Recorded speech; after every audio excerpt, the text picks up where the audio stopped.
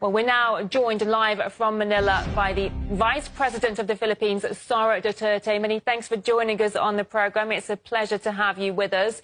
So it's been over 100 days since your father, the former President Rodrigo Duterte, was detained by authorities for the ICC. The Philippines officially cut ties with the ICC in March 2019. So how does that affect the legitimacy of this detention, in your opinion?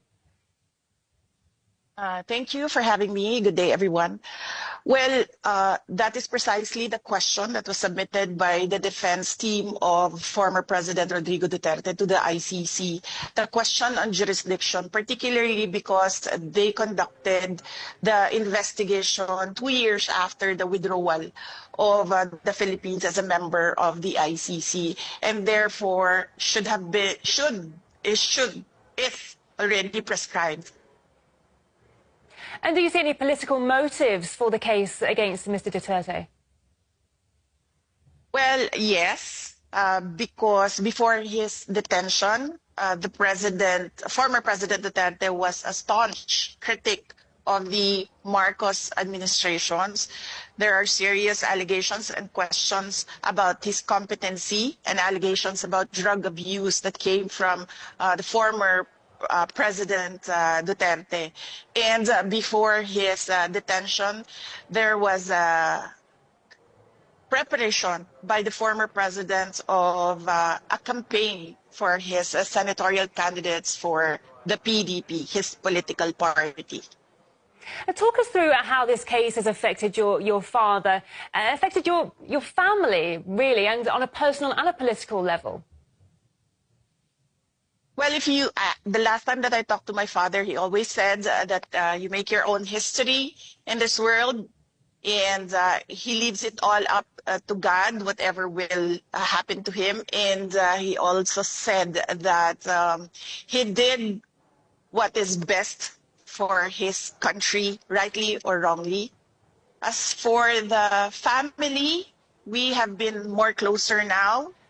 The quirk about our family is that we forget our personal differences if we have a common adversary, and at the moment that is President Bongbong Marcos. You and your family have said many times that this arrest warrant is illegal, but the ICC is an international court, so where do you even go to appeal? There was a Senate investigation that was conducted by Senator Amy Marcos and was supported by some of the senators in the Philippine Senate. And she submitted her findings to the Ombudsman here in the Philippines, and she recommended filing charges against the individual who implemented the rendition on former President Duterte. You recently argued that your father should be permitted an interim release to a third country because of his age. He's 80 years old. What is his current condition at the moment, and what sort of toll is this case taking on him? At the moment, he's in his thinnest. You've never seen him this thin. I've seen him from pictures when he was single, and that was the thinnest that I've seen him, and this is about the same. At that time, I lost so much weight, and he has a problem with the cold and the weather in The Hague. And then he has of course, he has no appetite because the way that the food is cooked is not really the same as traditional Filipino dishes. And of course, there is that longing to be with familiar faces, family and friends. So there are certain days that it's a good day, and there are certain days that it's a bad day. So yes. The ICC, let's talk about the charges against him now. The ICC detained your father on charges that he was responsible for crimes against his people, but it seems he remains deeply popular during this time. He's been elected as mayor of the city of Davao. So clearly some Filipinos still support him. What does that say about the ICC's continued detention of him, in your opinion? Well, as I said, the ICC is all about human rights and justice, and we don't see it in the case of former President Rodrigo Duterte. He has been in detention for more than 100 days without recourse for bail, and now his petition for interim release has been vigorously opposed without a legal reason by the prosecution. He has already stated in his brief that he is not a flight risk because of his age. If you can see the footage where he was pushed up the plane, he really had no strength at all to resist.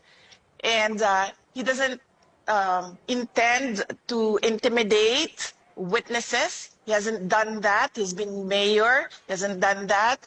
He was president when the ICC case was filed. He hasn't done anything at all with the witnesses. We all know the list of witnesses because we have information coming in from the investigations conducted by ICC investigators here in the Philippines, and he hasn't done anything. For the past 2 years, we've been telling him to prepare for the ICC case, but he said that it's all crap, it's nothing.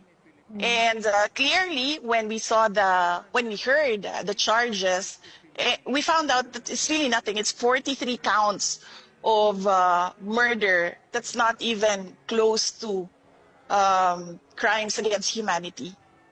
It must be an incredibly stressful time for you and your family. What message would you send to Filipinos around the world who continue to support your father?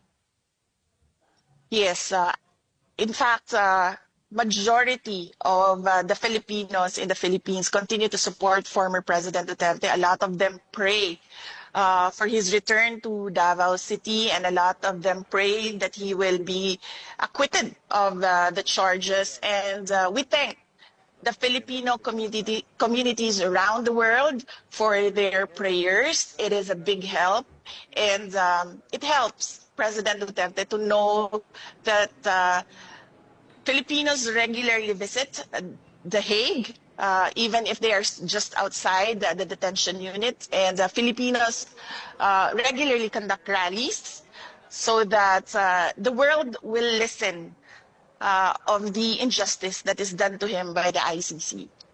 And indeed, you have your own concerns currently with an impeachment process against you in the Philippines. You say it's politically motivated. Explain to us, what could these motives be exactly, and who do you think could be behind this? Well, it's all about the refusal or the intent of President Marcos. It is the intent of President Marcos not to step down. He wants to perpetuate himself or his family in power. It is clear from the moves of his administration against political opponents.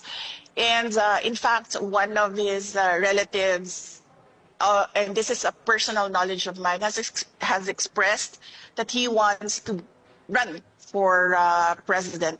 This all started with the People's Initiative, wherein they wanted to amend the Constitution to shift into a parliamentary form of government where the Prime Minister is not voted by popular choice. When they failed in this, they started the impeachment.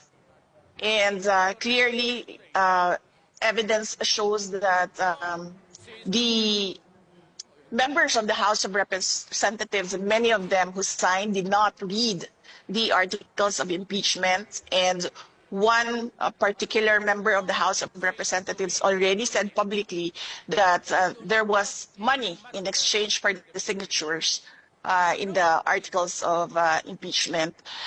Because I am the front runner in the presidential race in 2028, the survey shows that. And I think they want to eliminate the front runner. I see. Do you think there might be a connection between the detention of your father and the impeachment process against you? I believe so, yes. They think that if they take out a former President Duterte, they will weaken me because it's one brand, it's one family. The Philippine Senate recently returned the impeachment complaint to the House. What will the next steps be? Well, I do not know with the Senate what will be their next steps. They required us to submit an answer to the articles of impeachment, and we did that. We submitted it the other day, and we're waiting for instructions from the Senate on what to do next.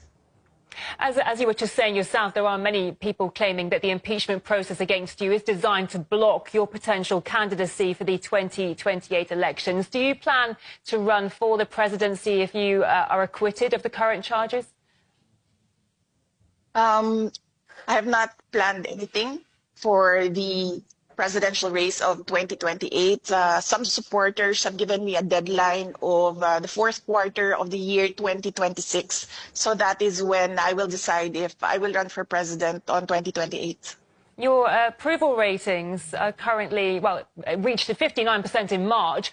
What sort of public support have you received since then? Do you have a feeling that a majority of the Filipino people stand behind you? Well, I do not know. I don't have the numbers. I don't have the surveys. But I am comforted by the fact that wherever I go, people express their support and their prayers for former President Duterte.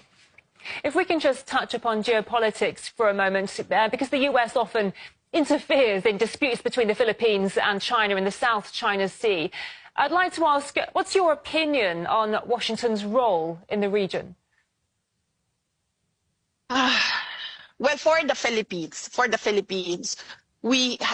our constitution clearly states that we should have an independent foreign policy. So our relationship with the U.S. and our relationship with China should be two separate engagements, and we should not lean towards the U.S. for our problems with China, particularly our issues in the West Philippine Sea. Yeah, the Philippines is kind of in the middle of all this, isn't it? Because the Philippines, being a long-time ally of the US and Asia, at the same time, Manila maintains robust trade ties with China. So I'm just wondering how difficult it is for the Philippines to find the right geopolitical balance between these rival superpowers. Well, as you can see right now, the Philippines, clearly the administration of President Marcos is leaning towards the U.S. and is alienating China. And I really believe, and I've been asking for his explanation on where is the independent foreign policy of the Philippines currently. And I believe that the Philippines should not be involved in the cooperation and competition at the same time of the US and China, being a middle power in the game of supremacy and domination. You need money and power, which the Philippines does not have at the moment. We will get to that in the future, but not right now. So it is best for us to stay in the middle. And as I said, keep our relationships separate and do not lean towards one country or the other. A pleasure speaking to you today. Many thanks for your time. We've been talking to the Vice President of the Philippines, Sara Duterte. Thank you. Thank you.